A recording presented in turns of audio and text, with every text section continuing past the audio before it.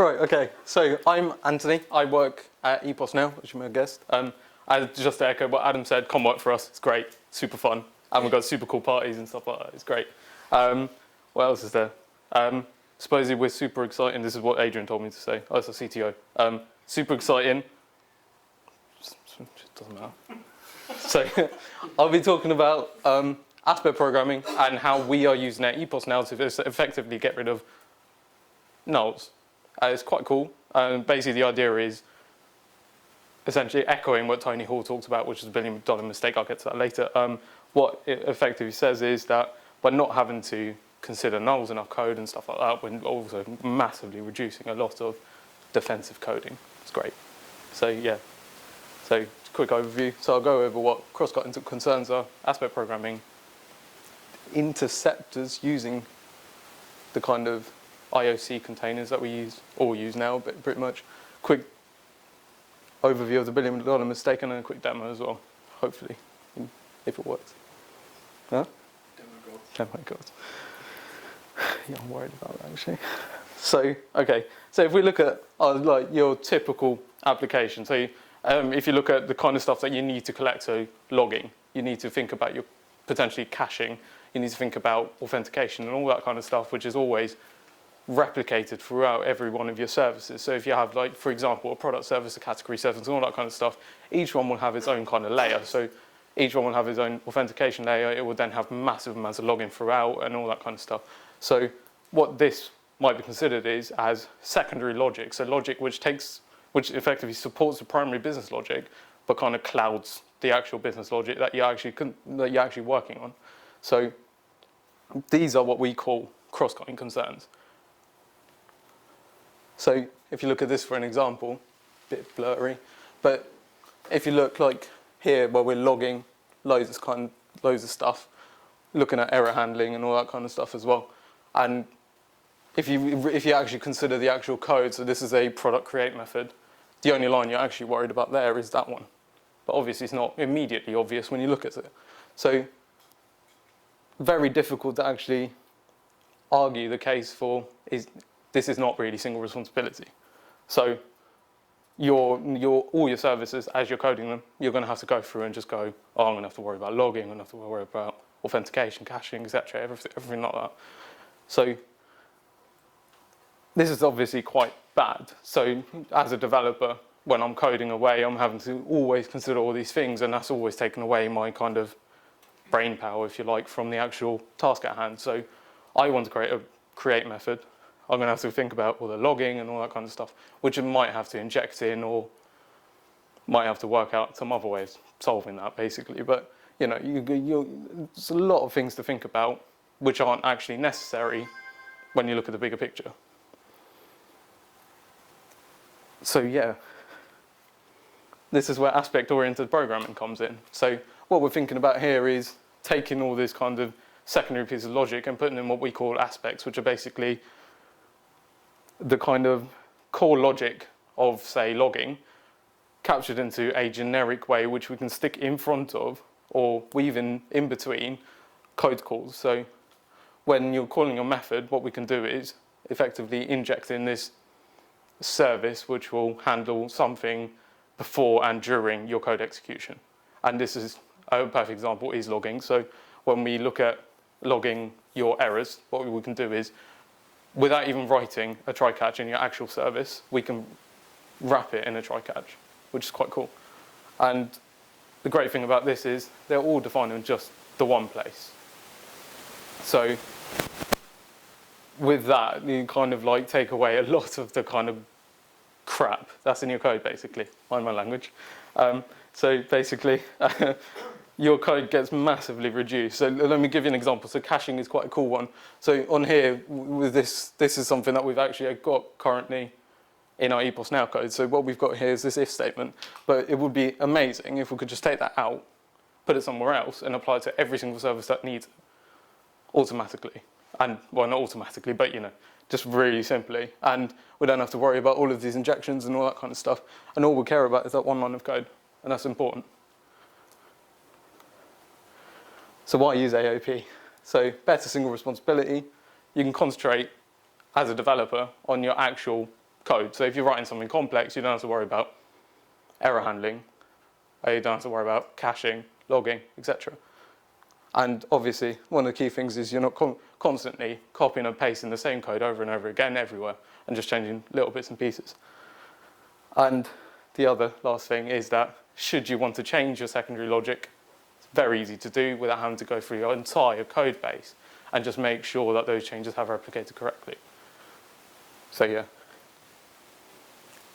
So one way of implementing AOP is through interceptors. So what interceptors are basically your cross-cutting concern wrapped into this one class, and it will essentially, you will assign it to either a class or a method. What will happen then is, as your code is executing, it will hit the intercepts first. And what that will do is have this kind of, it will allow you to apply some sort of logic around it and before and after the code execution, and then apply that secondary logic, and then still execute your current code.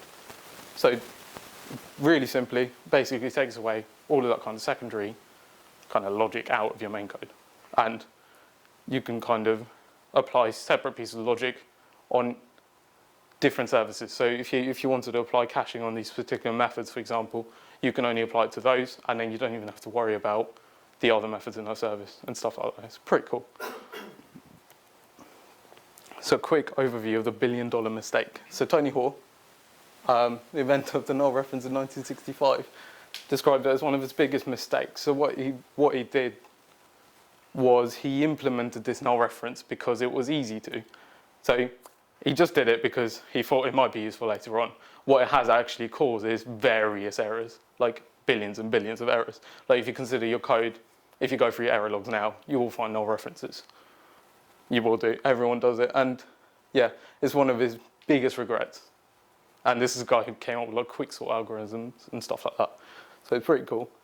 But yeah, so if you look at all your kind of like modern IDEs and stuff, they try really hard to kind of point out potential null references. So anybody who uses Visual Studio might have realized quite recently, if there is a potential null reference, it will try to highlight it and then tell you that there is a potential one and you should null check it and stuff like that. So that's something that a lot of new IDEs are now doing. So bearing in mind the kind of issues that null references can cause, what we are now going to try and do is basically use interceptors to prove that our code does not have any null checks. Any kind of null references, and won't throw any errors based on null references. So what we're doing is, as we are coding at the moment, we just assume that there are no nulls, and then during our acceptance tests and unit tests and stuff like that, we can prove with the use of interceptors that there are no null checks. That there are no null reference errors.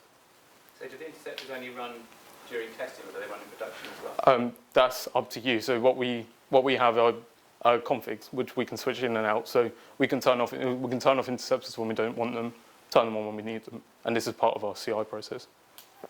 So yeah.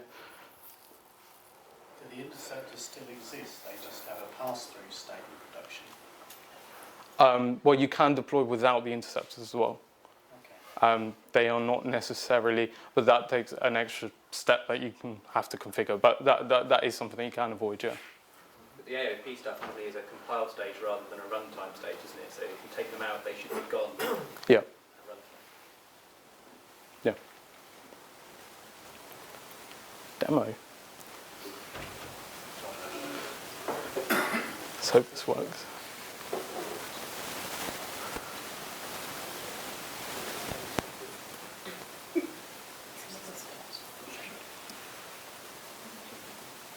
Do you guys use PostSharp? Is it PostSharp, yeah. That's the code V. No, I'm using Unity, IOC, yeah. Yeah. Yeah, I've not got around to PostSharp yet. That looks a bit weird. Difficult to set up. Oh, right. Oh,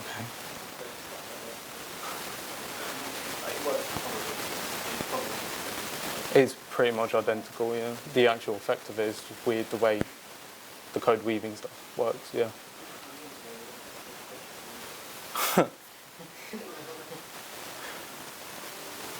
But yeah, okay. So this is my kind of. Can you see that? Zoom in. Right.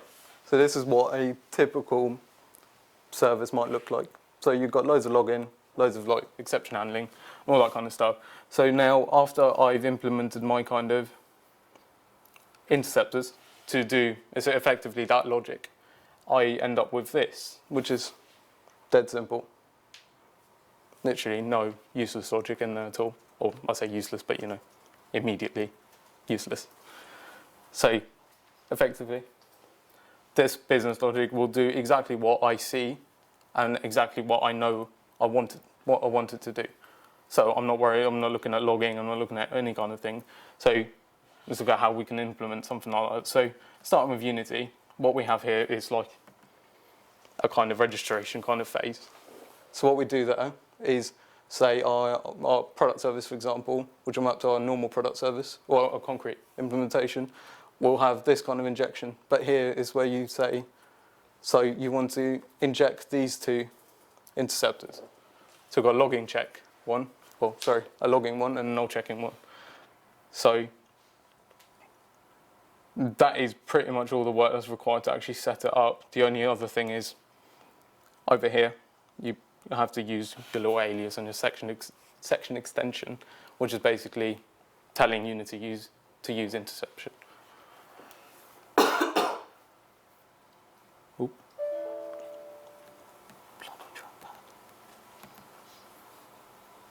So here's my logging interceptor. So on here, what Unity will do is it will look at the interface that you want to apply it to. It will take that it will try to implement its own version of that interface. And so effectively wrap what logic you have here around your kind of actual class. So your product service in that scenario, it would take an I product service, call it an I login product service or whatever, and then kind of wrap itself around. And then what I've done here, for example, is copied the logging stuff from the typical product service, like that, and generically kind of made it be able to apply itself to other kind of interfaces. So if I was to add another service, it'd be really easy to just assign this interface to it. I don't have to worry about it. And all it does is takes in this input, which tells me all the parameters and the method-based details. So I'll be able to find out exactly which parameters have been passed in, what their current values are, and where they're being passed into. And then this getNext delegate here, what is basically just telling me that this is the next method to execute. And I can simply just say this here, and it will just run the next bit of the code. So in a create product service method, it will just run that method after it's done what it has to do. When that's finished, it will just carry on executing here and then return, as you normally would. So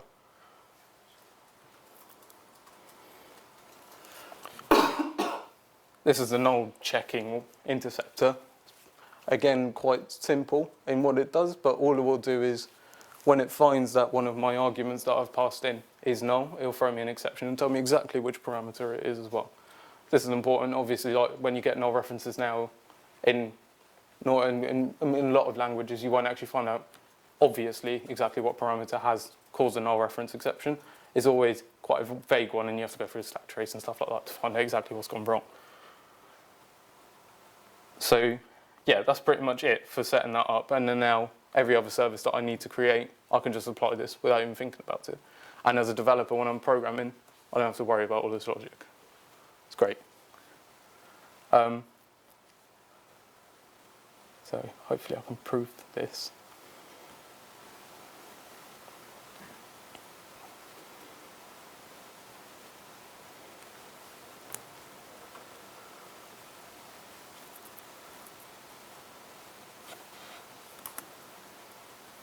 Right.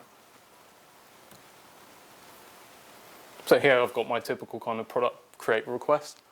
So in this one, we have got a quite typical request. So this should effectively go through my whole service and verify that there are no null checks. There are no nulls being passed in. Right, so on here, hopefully I can show you this. So here I've got exactly all of the information I need from what I've just passed in, and it will just simply say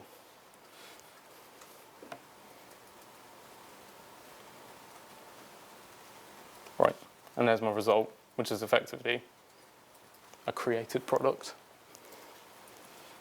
So next time, like if I was then to pass in a null, one of these. Yep.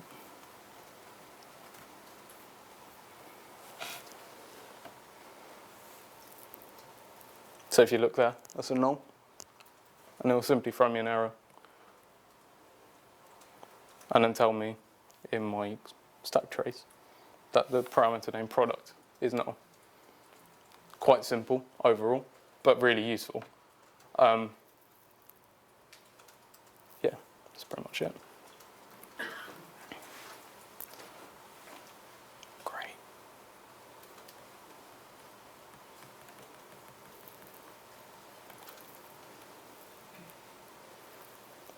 Right.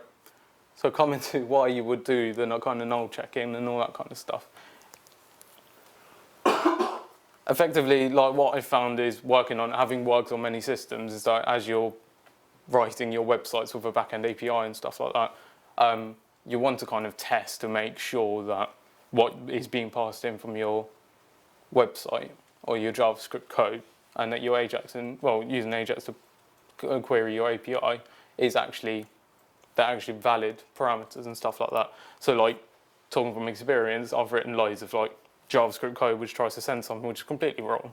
It could be null for whatever I know, and like getting that kind of information out is very difficult once it's been deployed. So what I found with kind of using interceptors is, especially being able to just turn it off and on, is great, because like a lot of the time this kind of information is completely useless. You don't want it to constantly run all the time. So with this, you kind of are able to just turn around and just say, okay, I need to know about this now, so I will turn it on specifically just for this service, or specifically for this cluster of services, or something like that. So that's pretty cool. But yeah, overall, it just makes development much easier, I find. And yeah, I mean, if you look at how simple your unit testing and all that stuff is just going to be after this, just being able to assume that there are no nulls just makes it 10 times easier. So do you not cover null checks in your unit test? You just cover your unit test the interceptor and then do. Yeah, pretty much. Yeah. And yeah, our unit testing covers everything, just doesn't do null checks. Yeah, and just that assumption makes our life so much easier. And the way we then end up proving it is via acceptance tests and stuff like that. And then once we know that there are no nulls, we can turn off that particular interceptor. Yeah, and yeah, interceptors are great. It's like adding loads of layers without even thinking about it. But yeah, that's pretty much it. Turn off the interceptor for one part of the code, or when you're confident for that build that there are no nulls, you then turn off the interceptor for everything? Well, like I can show you actually. It's quite. So I've got like this release. Well, this is my test config. So this would be the one that I would deploy onto my test server. So this would have all of the interceptors turned on, and then when I then decide to turn them off, it's a simple case of just deleting them. Okay. Why would you turn them off though? Why wouldn't you have them, as you go into production, do something other than throw an exception, like have them raise up and then turn away, like a silent email someone an error? Yeah, you can do that. It's just for our particular scenario, we just want to prove. Yeah. Because what I mean, what would worry me about like saying, yeah, we've done this bit, it's good, let's turn them off, is that someone's going to come along like 6 months later and go, I'm just going to do this thing over here. Yeah, but they have to go through. Yeah. When you're back in development, you turn them on again. You can set different settings. Given your build profile, you can have different settings. So Yeah. for developers, testing, deployment environments, it'll Yeah. be on, but then production it's off. Because even there's some performance over it, it's probably not measurable. Yeah, you have to do quite a bit of reflection to get this kind of working. But yeah, I mean, there's a bit of overhead with this. Obviously, a lot simpler. Like writing duplicating the code over and over again in your servers is more efficient. But yeah, That's what I mean, really. yeah. What I'm saying is it's totally worth it. Why not keep on all the time? But yeah, if it's worth it, you So, keep it on. yeah. Yeah, like logging is quite a cool one to just keep on. But like I've seen examples of people using caching. They constantly keep that on, but when they actually program in, they don't actually write any caching layer, and it just does it for you. So that there's some cool uses for interceptors. But look, with PostSharp as well, you can achieve the same thing. Yeah. With the properties in, for example, if you were null checking on the product, Yeah. If inside of there you had properties that you didn't want to be null, Yeah. would you have to use a reflection and a custom Yeah, so- attribute to determine if they shouldn't be null, or Yeah. is there a built-in way to? There's no built-in way in here. Like all of this here at the moment is using some simple reflection, and you can get more information from that using some more reflection effectively. Yeah. Yeah. Yeah. But yeah, there's no easy way, I guess, to just get to individually check the object that you're sending. Yeah. So what would be the best practice? Would it be like an attribute around that? So basically saying can't be null or something like that, and check that, or? Yeah, you can do that. Yeah. Yeah, this kind of stuff you can apply on different kind of levels. So you can just apply to this class, and then you can say specifically only run this particular interceptor where it could be a more expensive interceptor. So just whatever works for you, really. Yeah, exactly. Yeah, it's super flexible. Yeah. Can you do it on a method level rather than a class level, or is it Yeah. class level? Yeah, you can do it on you can basically, but to do it on a class level, you have to use attributes on C#, for example, where you just set up to say, just run this interceptor on this one. Yeah, which is simple to set up as well. On top of the interceptors checking for nulls, Mm-hmm. when you're coding things up, do you use like the null object pattern? Just as another line of thinking with eliminating nulls. No, we've not gone down that route yet. No. Just Yeah. Could do. But yeah, I think so. Any I'll more go. questions? Brilliant. That was excellent. Thank you, Anthony.